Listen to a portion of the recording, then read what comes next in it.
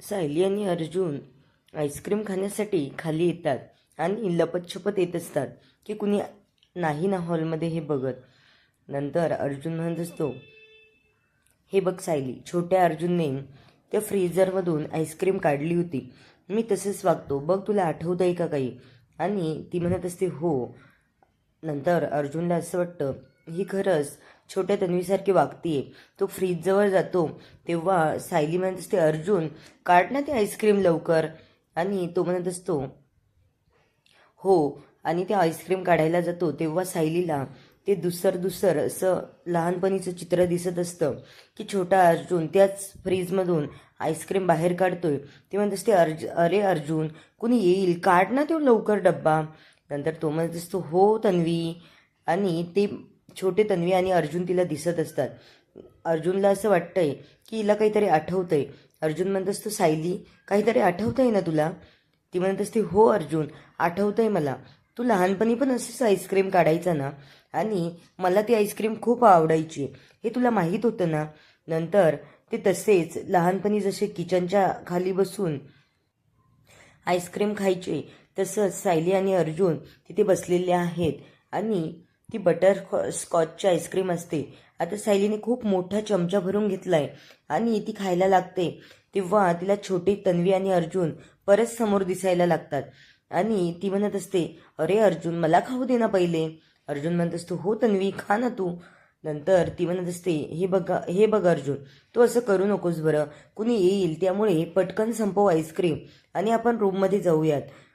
तर अर्जुन म्हणत असतो, बायको, सेम तू अशीच बोलायची लहानपणी आणि आता पण तू अशीच बोलतीये. ती म्हणत असते हो, पण मला अगदी स्पष्टपणे नाही दिसत आहे नव्हत्या आठवणी. अर्जुन म्हणत असतो, दिसेल, तू प्रयत्न तरी कर.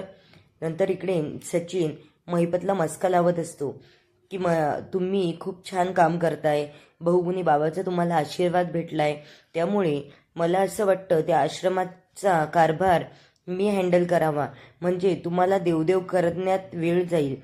महिपत म्हणत असतो हो सचिन, हे बघ, मी ना आतापर्यंत खूप पापं केलेली आहे, त्यामुळे मला हे पाप धुवून निघण्यासाठी मला आता खूप देव करायचा आहे.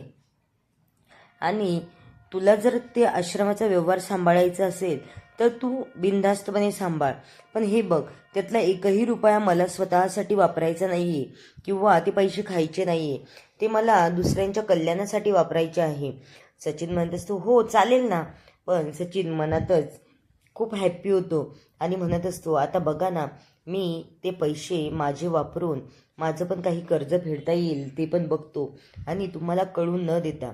महिपत म्हणत असतो, अरे सचिन, तू माझ्या विश्वासातला माणूस आहे ना, म्हणून हे सगळं मी तुझ्यावर सोपवत आहे, पण तू याचा गैरवापर करू नकोस अशी माझी अपेक्षा आहे. सचिन म्हणत असतो, हो अण्णा, तुम्ही जसं म्हणाल तसं मी करेल, फक्त मला माझ्यावर विश्वास ठेवून मला त्या आश्रमाचा कारभार हाताळू द्या. आणि तो त्याला म्हणत असतो, पण मला असं वाटायचं तुम्ही हा बिझनेस सुरू केलेला आहे, पण तुम्ही खरंच निस्वार्थीपणे फक्त लोकांच्या कल्याणासाठी हे सगळं करताय, त्यामुळे मला हे बघून खूप आनंद होतोय. आणि सचिनला मनातच हसायला येतं की आता अण्णा सगळे पैसे माझ्याकडे देणार आहेत. आणि तो आता त्याच्या घरी जाऊन ती तिजोरी पण उघडतो, त्यामध्ये पण खूप काही पैसे असतात महिपतचे. इकडे कल्पनाताई तो प्रतापरावांसाठी पाण्याचा ग्लास नेलेला तो परत आणून ठेवतात आणि मागे वळून बघतात तर सायली आणि अर्जुन तिथे आईस्क्रीम खात असतात. कल्पनाताई म्हणतात, ए पोरांनो, अशी काय चोरून आईस्क्रीम खाताय, आणि ही काय वेळ आहे का आईस्क्रीम खायची, आणि ते पण इथे बसून? अगदी पूर्णाजीचे अर्जुन आणि तन्वी शोभताय बघा तुम्ही, कारण ते पण अशीच करायचे. सायली म्हणत असते, नाही हो आई, अहो मला ना डोहाळे लागले होते आईस्क्रीम खायचे आणि परत आम्हाला रूममध्ये जायचं कंटाळा आला, म्हणून म्हटलं इथेच बसावं. अर्जुन म्हणतो, मम्मा, हो मम्मा, तेच मी पण तेच सांगणार होतो. कल्पनाताई म्हणत असतात, बस रे, गप बसा तुम्ही, उगाच काही पण करताय लहान मुलांसारखं. तेव्हा सायली म्हणत असते, नाही हो आई, खरंच तेच कारण होतं. कल्पनाताई म्हणतात, ते काही असू द्या, खा आईस्क्रीम आणि लवकर झोपायला जा, म्हणजे सकाळी पण उठायचं आहे ना. तेव्हा सायली आणि अर्जुन तिथे उभे राहतात. कल्पनाताई त्यांच्या रूममध्ये निघून जातात. तेव्हा अर्जुन म्हणतो, बायको, तुला जर आठवायचं असेल तर आपल्याकडे बऱ्याच आयडिया आहेत अजून पण, चल, मी लहानपणी तुला दुसऱ्या जागेवर घेऊन जायचो ना, तिथे घेऊन जातो. तिथे पण तुला काहीतरी आठवेल, नक्कीच आठवेल. आणि तो तिला आता गार्डनमध्ये घेऊन जाणार आहे. एवढ्या रात्री ते गार्डनमध्ये इकडे तिकडे धावतात, पळतात एकमेकांच्या मागे. जसे सायली आणि अर्जुन करायचे, तन्वी आणि अर्जुन, सेम तसंच हे वागत असतात. सायलीला त्या गोष्टी आठवता आहेत त्यावरून. नंतर इकडे अस्मिता तिच्या बाळाला घेऊन मोबाईलमध्ये एक ॲप्लिकेशन पाठवत असते. तेव्हा अश्विन तिथे येतो आणि ती म्हणते, काय रे अश्विन, ये ना, असं काय बघतोय? अश्विन म्हणतो, हो ताई, तू काही करत होती का महत्त्वाचं? नाही, कोणाला ॲप्लिकेशन वगैरे करत होती का?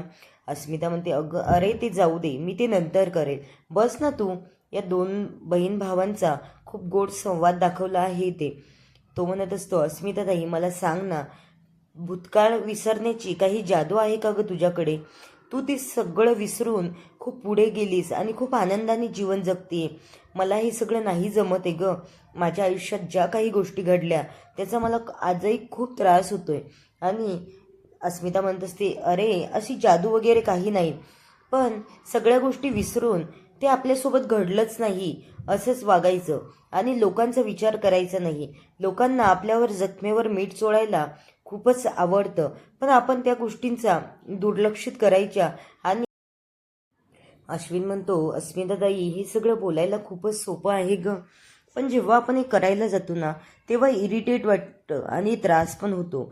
अस्मिता म्हणत असते, अरे मी तेच तुला सांगते, त्रासच करून घ्यायचा नाही. या गेलेल्या व्यक्तींचा ना अजिबात त्रास करून घ्यायचा नाही, कारण त्या व्यक्तींना आपल्याला दुःख देऊन जर आनंद होत असेल तर अशा व्यक्तींचा विचारच का करायचा? आणि तू त्या प्रियाचा विचार पहिला सोडून दे बरं, कारण आपल्या आयुष्यात हे जोडीदार जे आले ना, ते आपल्या नशिबाने आले. बघ बरं, सायली आणि अर्जुन किती छान राहतात आणि एकमेकांच्या मनाचा किती विचार करतात. आणि सचिनने पण माझ्यासोबत जे काही केलंय ना, ते त्याचा स्वार्थ साधण्यासाठी, आणि प्रियाने पण तुझ्यासोबत तेच केलंय. पण हे बघ, मी सचिनचा आता विचारही करत नाही की तो माझा नवरा होता. तसंच तू पण कर की प्रिया तुझी बायकोच नव्हती आणि कधी काळी तुझ्या आयुष्यात हे सगळं घडलंच नाही. परत अश्विन तिच्या खांद्यावर डोकं ठेवून असा थोडा निवांत बसतो. इकडे सायली आणि अर्जुन गार्डनमध्ये आल्याच्या नंतर अर्जुन तिच्या मागे धावतोय, जसे तन्वी आणि अर्जुन करायचे सेम तसंच. तेव्हा सायली म्हणत असते, हो मला आठवतंय हो, आणि सायली तिथे पडायला लागते. तेव्हा ती म्हणते, अर्जुन, अरे मी पडले असते ना. तेव्हा अर्जुन तिला सावरतो आणि त्याच्या गळ्यात असलेलं लॉकेट, तो म्हणतो, हे पाहिजे होतं ना तन्वी तुला, घे मग. लगेच सायलीला परत ते छोट्या तन्वी आणि अर्जुन दिसतात. छोट्या अर्जुनने पण तिला हे लॉकेट जेव्हा ती पडत होती तेव्हा सावरलं आणि हे लॉकेट तिच्या गळ्यात घातलं. ते तिला आठवतंय स्पष्टपणे. नंतर तो अर्जुन म्हणत असतो, हे बघ सायली, तन्वी, मी तुला ना तुझ्यासाठी काही पण करायला तयार आहे. तू माझी बेस्ट फ्रेंड आहेस, त्यासाठी मला तुझ्यासाठी काहीही करावं लागलं तर मी करेल. आणि सायलीला हे आठवलंय, त्यावरून अर्जुनला एवढा आनंद झालाय की त्याचा आनंद गगनात मावत नाहीये. आणि तो म्हणतो, बघ सायली, मी तुला म्हटलं होतं ना, अशा अनेक गोष्टी आहेत माझ्याकडे की ज्यावरून तुला तन्वी आहे हे सगळं आठवायला खूप मदत होतीये. आणि हे बघ, आता आपण काय करायचो माहिती का, या गार्डनमध्ये खेळून झाल्याच्या नंतर आपण पूर्णाजीकडे जायचो. पण आपण आता पूर्णाजी नाही ना, तर आपण प्रतिमात्याच्या घरी जाऊया. नंतर मैपत सचिनला समजावत असतो, हे बघ सचिन, मी जे पैसे काही तुला देणार आहे त्याचा तू गैरवापर करणार नाहीस हा माझा विश्वास आहे. पण तू जर असं वागलास तर मी तुला पण सोडणार नाही. सचिन म्हणत असतो, नाही अण्णा, मी तुमच्या विश्वासाचा गैरफायदा घेणार नाही आणि तुमच्या विश्वासाला तडाई जाऊ देणार नाही. हे सगळं तुम्ही माझ्याच हातात द्या, म्हणजे तुमच्या विश्वासातला माणूस आहे मी आणि मी काहीही वाईट करणार नाही. मी हे सगळे पैसे आश्रमासाठीच वापरेल.